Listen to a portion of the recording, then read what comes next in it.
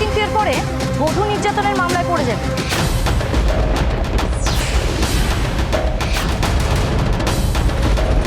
মিতালি আমাদের কাছে গিয়েছিল, তাই আমরা কথা বলতে এসেছি।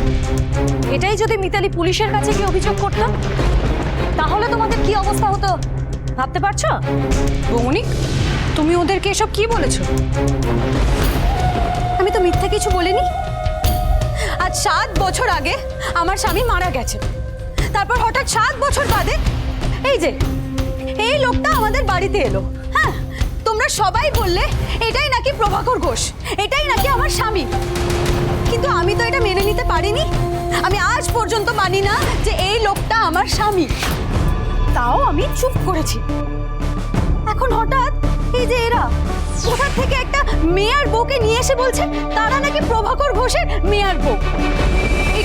এটা আমি কি করে মেনে নেব বলো? এটা তো আইনত অপরাধ। প্রভাকরদার একজন স্ত্রী রয়েছে, তাদের মধ্যে স্বামী স্ত্রীর সম্পর্ক বর্তমান। একই সংসারে একটা মানুষের দুজন স্ত্রী থাকতেই পারে না। সেটাই তো সুদীপা বৌদি, সেই জন্যই তো আমি তোমার কাছে ছুটে চলে এসেছিলাম। একেই তো ওই লোকটা আমার বিধবা জীবনটাকে অসহ্য করে তুলেছে, তার উপরে এটা তো মরার ওপরে খাড়ার ঘা।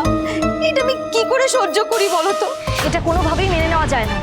আমরা একটা সভ্য সমাজে বাস করি, আর তারপরে দেশে তো আইন কানুন বলে একটা ব্যাপার আছে। যে যা খুশি করবে সেটা কি আমাদের মেনে নিতে হবে না? শোনো শঙ্কর, তোমাদের সবাইকে বলছি, আর বিশেষ করে মহেশ্বরী জেঠিমা তোমাকে, ওই মেয়েকে যদি এই বাড়িতে ঠাঁই দিতে হয় তাহলে একটা স্বীকৃতি দিয়ে তবেই ঠাঁই দিতে হবে। মানে তোমার বড় ছেলের সাথে বিয়ে দিতে হবে।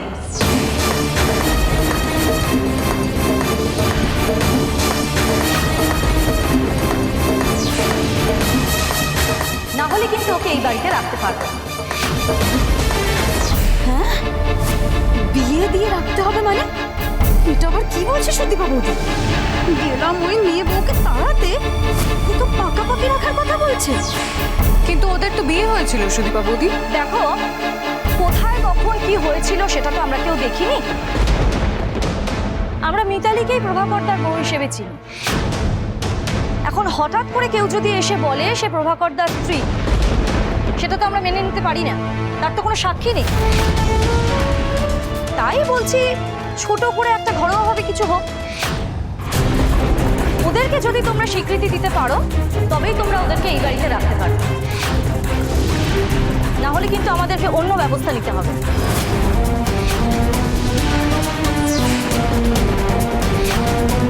গেছিলাম বাঁশ কাটতে, এ তো বাঁশ ঝাড় চলে এলো। এটা তুমি কি বলছো সুদীপা বৌদি? কিসের স্বীকৃতি? আমি তো বলছি আমি ওই লোকটাকে আমার স্বামী বলে মানি না। আমার স্বামী মারা গেছে, আমি বিধবা। তাহলে তো সব ঝামেলাই মিটে গেল সুদীপা বৌদি। বৌমনি দাদাকে নিজের স্বামী হিসেবে মানে না, আর দাদা বলছে যে যারা এসেছে তারাই দাদার স্ত্রী আর মেয়ে। তাহলে তোমরা যেরকম বলছো সামাজিক স্বীকৃতি দেওয়ার জন্য একটা ছোট করে অনুষ্ঠান করলে তো সব ঝামেলা মিটে যায়। দেখো, সেটা তোমাদের ব্যাপার, তোমরা ঠিক করে নাও তোমরা কি করবে।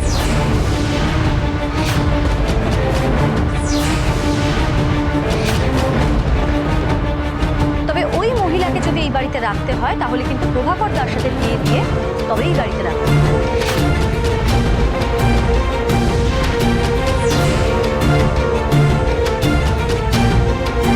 মহেশ্বরী জেঠিমা, তোমাদের কিন্তু এই পাড়ায় একটা মর্যাদা আছে।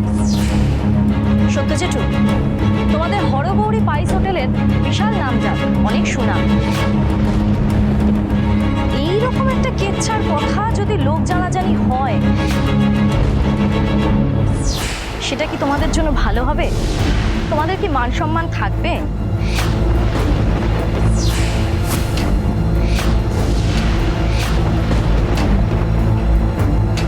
তাই বলে কি একটা বিহিত কর, আমি যেরকমটা বললাম সেরকম ব্যবস্থা কর।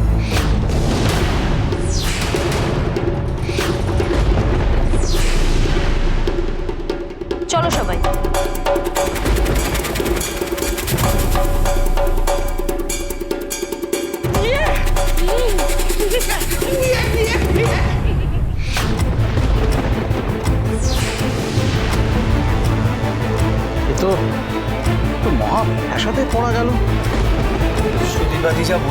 বাবা তাদের দাদার সাথে তো ওই মহিলার বিয়ে দিতেই হবে।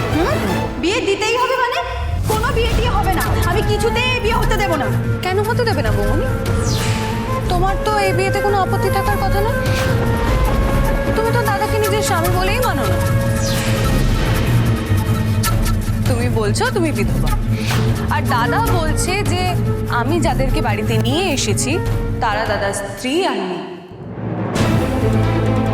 আর আমরা বাড়ির সবাই মেনে নিয়েছি যে উনি আমাদের দাদা, এ বাড়ির বড় ছেলে প্রভাকর ঘোষ।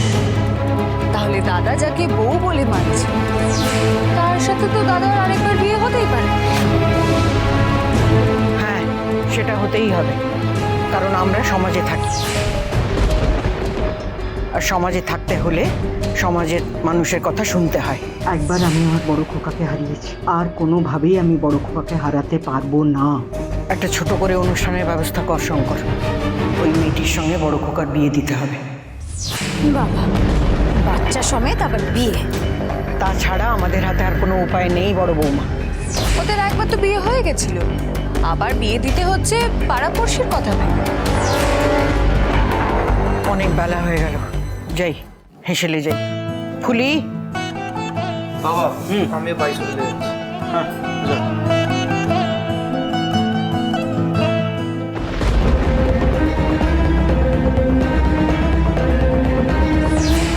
বৌমনি, তুমি সুদীপা বৌদিকে দিয়ে ভেবলি আর ঝিলমিলকে বাড়ি থেকে বার করাবে বলে গেছিলে।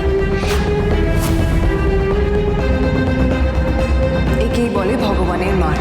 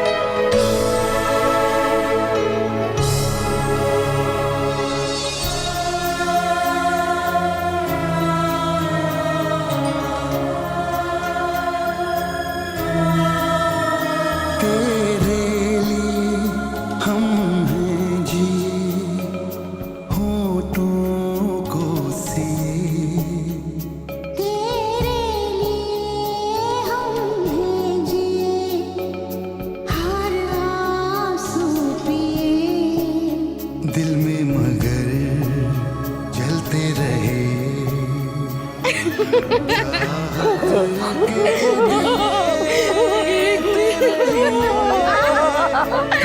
বাবা, তোমরা হাসছো কেন?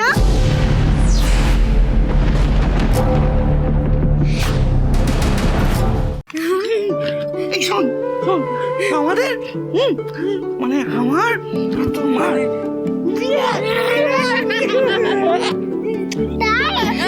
তাই? বিয়ে হবে? কি মজা, কি মজা! আমাকে নিমন্ত্রণ করবে না তোমরা? শোন না, নিমন্ত্রণ করবো, আর তোকে বলছি কি, লুচি বেগুন ভাজা, মাছের মাথা, রসগোল্লা, দই, সন্দেশ, মিষ্টি আর চাটনি সব খাবি। হ্যাঁ, ভালো করে খাবি। কি মজা, কি মজা! বাবা মায়ের বিয়ে হবে, কি মজা!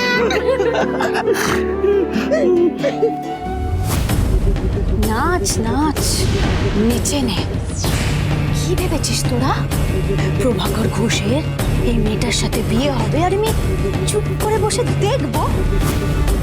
দেখ না কিভাবে আমি বিয়েটা